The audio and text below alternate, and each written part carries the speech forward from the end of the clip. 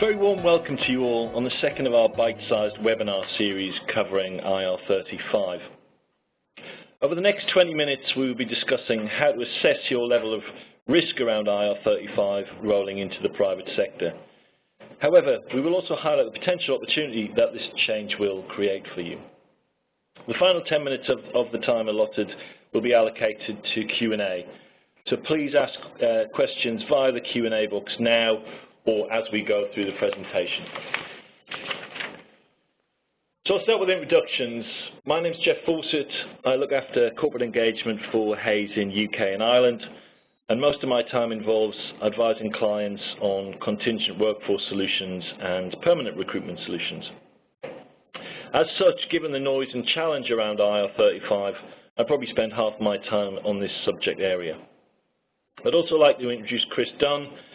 Chris is a director in our recruitment outsourcing business, Hays Talent Solutions, and Chris has gained strong insight into the 2017 impact of IR35 into our significant public sector client base, and has spent the last 6 months with private sector customers across the UK, assessing their level of risk and starting them with plans for changes.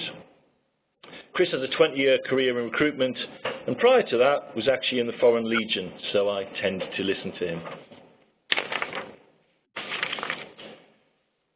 So what have we got for you today?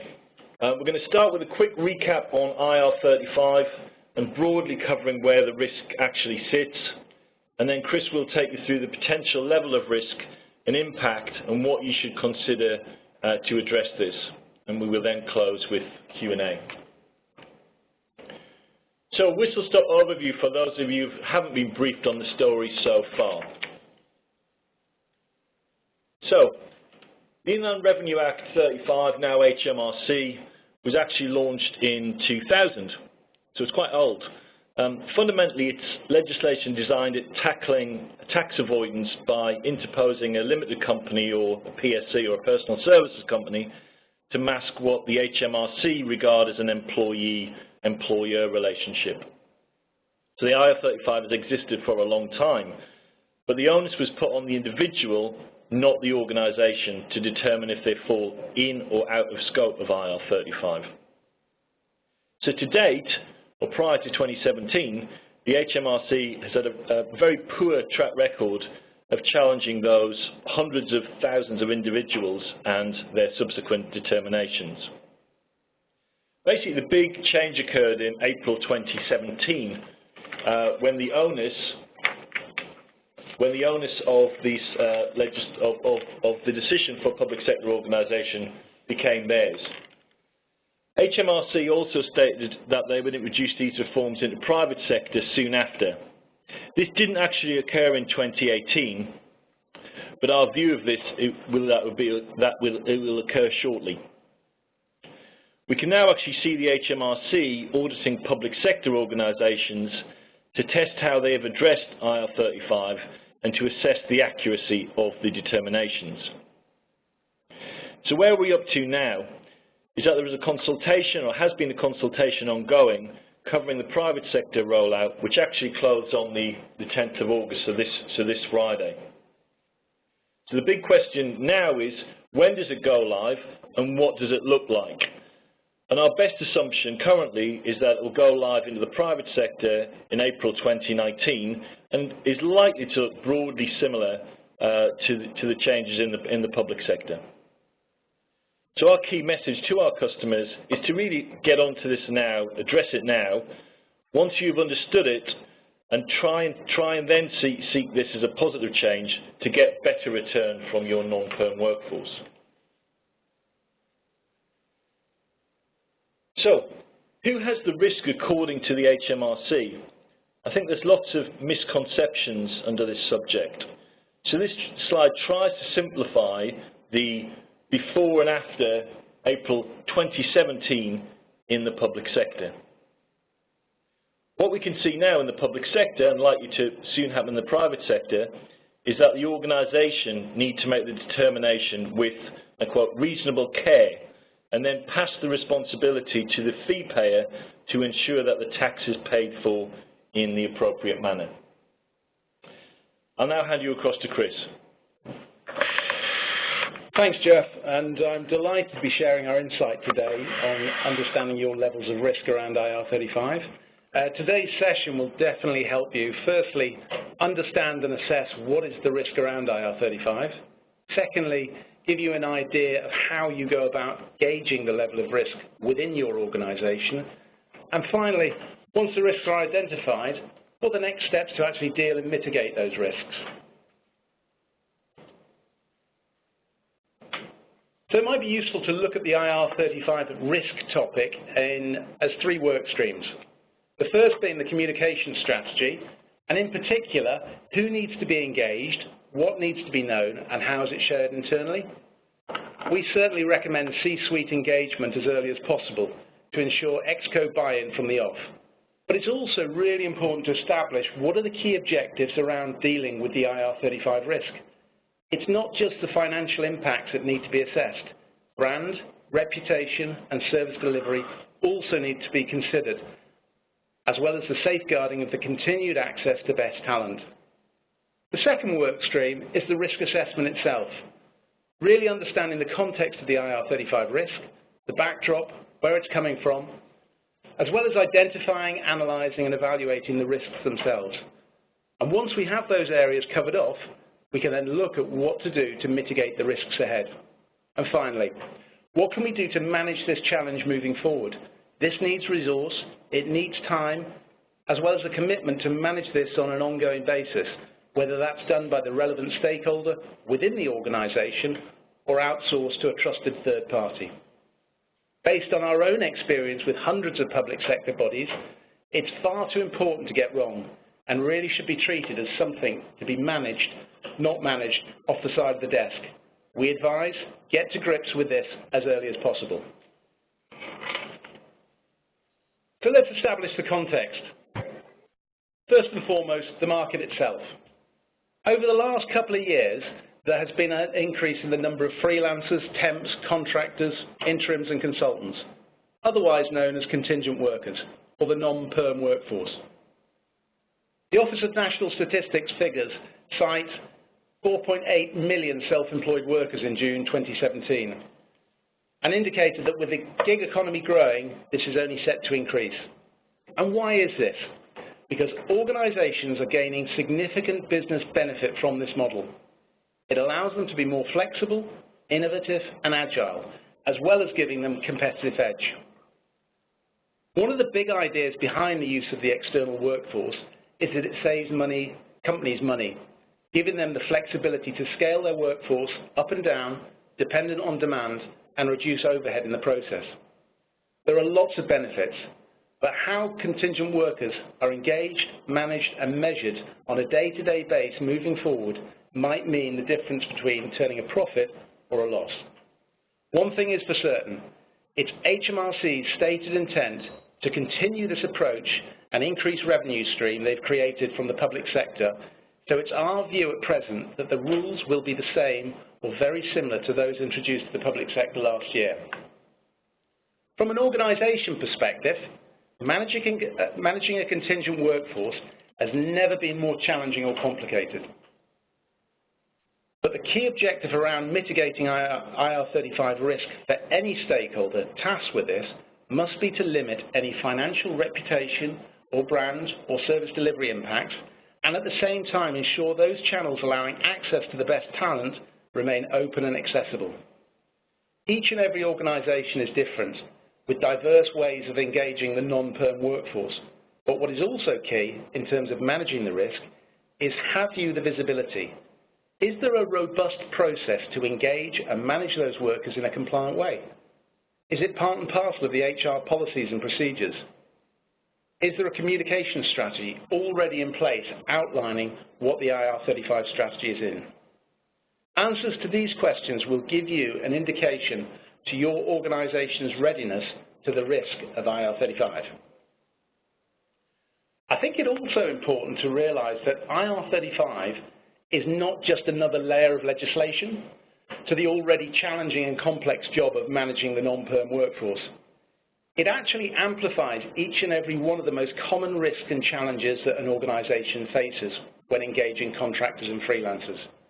Some of these on this slide may already resonate with you. But as an example, let's look at the challenge of control. When there is no central hiring mechanism in an organization, the outcome is generally a lack of control and visibility over the contingent workforce estate. Typically, there is no overarching management information, so clarity around how many on or off-site workers there are, pay, charge, tenures, who's supplying who, etc., is uncertain. This leads to inefficiencies, poor compliance, higher workforce costs, and poor decision-making, based on incorrect assumptions as to the true makeup of the organization's workforce. And not having this clarity, when Hmrc come knocking at the door with their IR35 audit, asking how many contingent workers have you engaged since June last year to present day, if you're trying to capture that data reactively, it will only make the job running a contingent worker estate harder and potentially more costly. We are all familiar with the old management adage, you can't improve what you can't measure, and the arrival of the IR35 changes will necessitate a new approach for not only engaging and managing, but also for monitoring and measuring the contingent workforce. The IR35 changes will be another layer of compliance, that's for sure, but any solution needs to be baked into the organization's processes, its IT systems, its culture, and of course its people. Hopefully this has given you a broader insight into the context of the IR35 risk and how that risk can manifest itself. Now we understand the context and background, we need to start identifying where the risk actually lies. What is the scale of the problem? And of course it's down to the number one question. How many contingent workers are in your organization? How are they getting paid? And how much?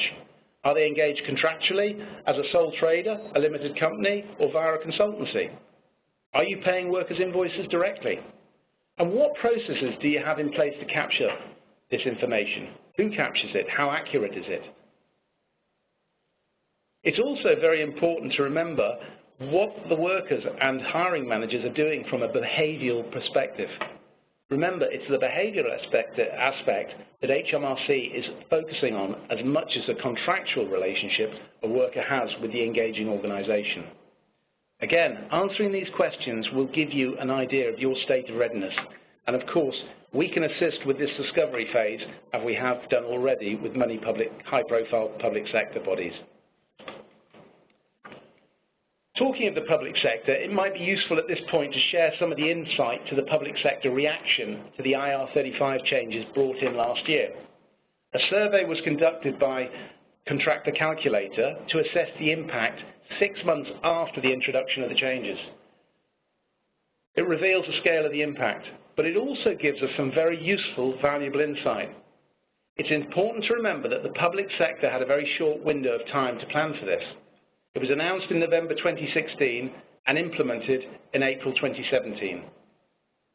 There was typically a lack of in-house expertise and a shortage of resource to deal with the problem.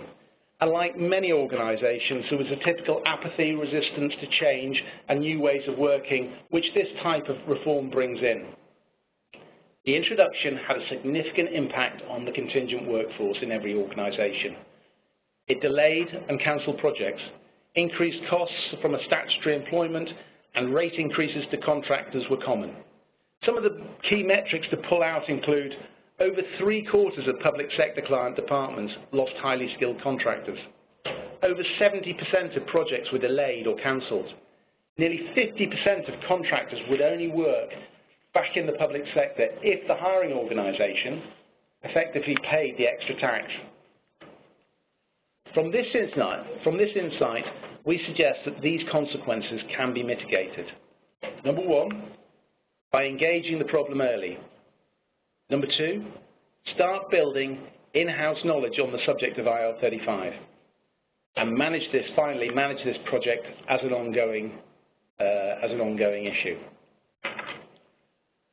That survey and insight was useful as we can start to analyse and evaluate the commercial impact of a poorly managed estate and the consequences of it not being ready when IR35 comes in.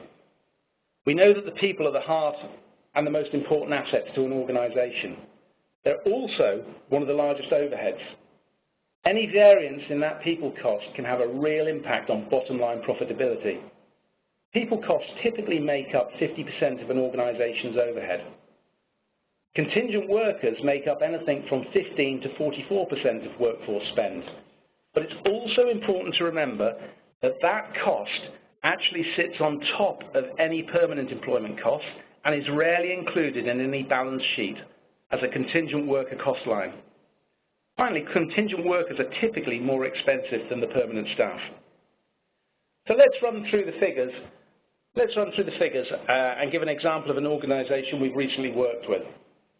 This UK organisation has a £150 million turnover, around 750 employees, and delivers around £30 million worth of profit.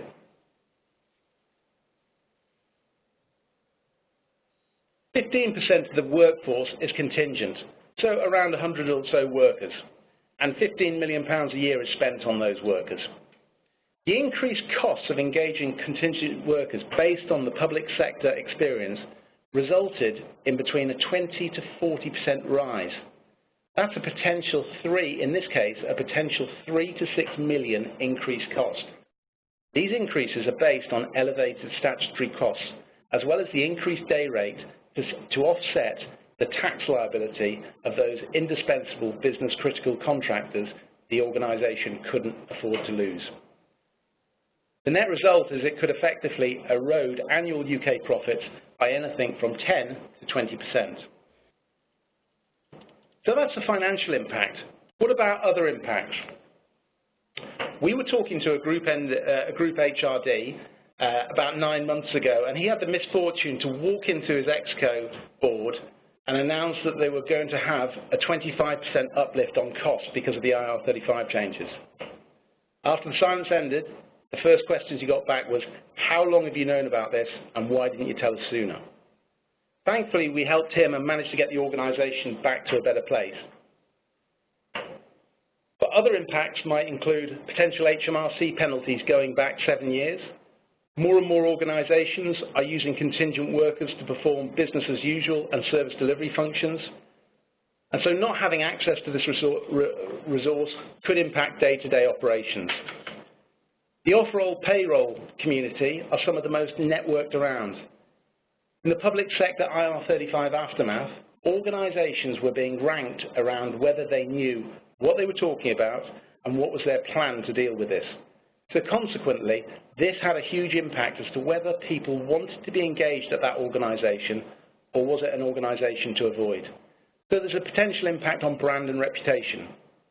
And of course, the cumulative effect of these impacts might mean an organisation could struggle to attract the best talent or only pay elevated rates for that best talent.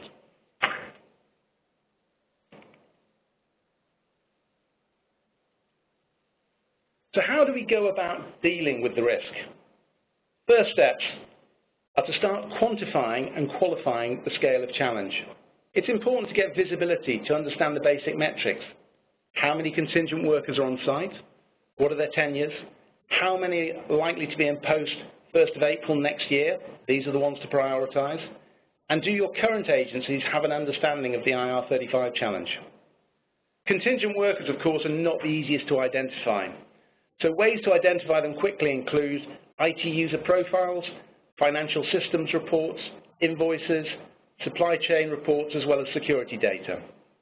The second step is to make sure you're fully aware of what the determinants are, i.e. those markers that Hmrc are using to determine where an individual sits on the IR35 scale, and is there any, for example, is there any financial risk to that particular worker, or is there any right of substitution, and is that a reality rather than just written on paper? Step 3 is review existing contingent worker engagement using the free IR35 health checking tool. This will give you clarity on the topics and criteria that Hmrc have historically focused on. Number 4, review the behaviours of the existing contingent workers and the line managers to ensure that any inside IR35 behaviours are eliminated. And finally, review each and every contract to ensure the individual is engaged via best practice and the best value channel, whether that be time and materials, statement of work, PAYE. As you can see, there's a significant workload to get the house in order. Hence, this needs to be viewed as a standalone project that needs managing, monitoring, and auditing on an ongoing basis.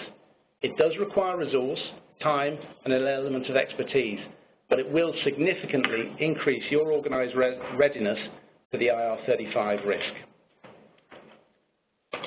So what do we do next? IR35 will be now front and centre of pretty well every contingent worker in the private sector. So contingent workers working on site are going to want to know what the strategy will be. Consequently, hiring managers also need to be aware of the plan. We can help you with this piece, of course, but it's vital that your stakeholders understand what is the risk, the challenge, as well as the messaging and approach. Perhaps run it as a project with a C-level sponsor. Once the plan is in place, then work the plan, and then it's straightforward to manage and monitor and review. Because this has already come into play in the public sector, there will be an expectation that the private sector will get to grips with this far more efficiently and effectively due to the longer lead time and the lessons learned already from the public sector. It's no longer something that's new. There is no off-the-shelf approach that will work for everyone. It has to be tailored. Everyone will have different levels of risk based around what they're engaging, how they're engaging, and their existing internal processes. If there is a lack of resource in-house to do this, then it's definitely worth approaching a third party who has the expertise and a verifiable track record in this arena. So finally, what are our key takeaways for today? Number one, we absolutely see this as an opportunity rather than a risk, if approached and managed effectively. Unless your approach to engaging contingent workers moving forward is filtered through the IR35 lens, then there is a significant risk of being exposed to IR35. Number three, hiring managers need to adopt new ways of working around engaging, managing, and measuring their contingent workers, and training for this needs to be implemented. And number four, don't delay, start soon. Because the question to be asked is not whether this is coming in or not, but rather how you and your organisation can take advantage of the IR35 opportunity. And on the flip side, if you and the organisation don't do something, what could it cost over the next 1, 2, or 3 years? I'd like to thank you for listening. I hope you enjoyed the insight. And please feel free to send through any questions, and we'll endeavour to answer them as quickly as possible. Thanks, Chris. Just wait for a couple of questions to come through, so please drop them through on the Q&A box as you see fit.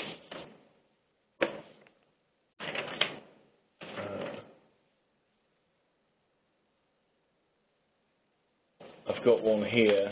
It says, when it reduces to the private sector, will this level the playing field between the private and public sector, and therefore will the impact be less at the contractors who have no place to turn to or kind of move elsewhere? Chris, do you want to take that one? Yeah, that's a valid point, and it's been raised in the past. But when you look at the data over the last 12 months, over half of those that did work in the public sector don't work anywhere else. So they are typically a public sector talent pool. They're not moving from any public to private sector, and IR35 didn't really change that. Those people who are noisy about moving, and if they were very upset about something in the public sector, may have moved, but the numbers weren't significant. So actually what we think is that there's probably going to be a three-tier playing field. Those who are traditional public sector operators, contractors, with a risk-averse attitude, money's not their greatest driver, so they're likely to stay in the public sector. Then the second category is those who are in the public sector. They're pretty conservative, open to public sector organisations such as Transport for London, for example. They would be interested in moving because they know they can probably gauge with their skill set that they'll be getting the same sort of levels of pay. And finally, there are those who are pure play private sector contractors, but will only be open to organisations who take the proper approach and can also pay their expertise. So it will create a level playing field to an extent, but there's still going to be challenges around skill sets, getting the right skill sets on board if the proper processes dealing with the IR35 risk aren't in place. Okay, thanks, Chris. There seems to be a number of questions around where the liability sits. I think we've got one here. We use an agency for a lot of contractors. The onus on us, or should it be the agency? And there's a number of similar questions in that domain. I think interestingly, the legislation is around the organisation has to be has to rule the determination. However, there's a liability with the fee payer. I think we don't know exactly what it's going to look like in the private sector rollout. But what I would say is that for a number of reasons, I think it should be a joint approach, and you need to be working with organisations that understand that the determination is two-way. It's with the role or the services profile, and also with the individual. So there is a layer that says it is with the fee payer and the person that is paying the contractor. However, there are other acts beyond that which ultimately said the organisation needs to be comfortable with the decisions, and I think that's our best advice. You need to be working with organisations who are assessing it in a true and fair way, and that's how the organisation should be doing that themselves. Okay, I'm conscious of time, and I think we do have a number of other questions coming through, which we'll endeavour to address and drop notes individually back on. So just a quick note before we close. I'd like to flag to you the next in our series of webinars, which is on the 22nd of August, which is around how to arrive at an IR35 status determination in detail.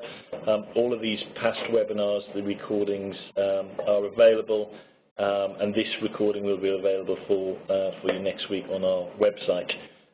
We also have a white paper available on hayes.co.uk for your interest. On behalf of Chris and I, I'd like to thank you for your time today. And if there's any further questions that you need to address with us individually, our contact details are there. Have a good rest of the day. Many thanks.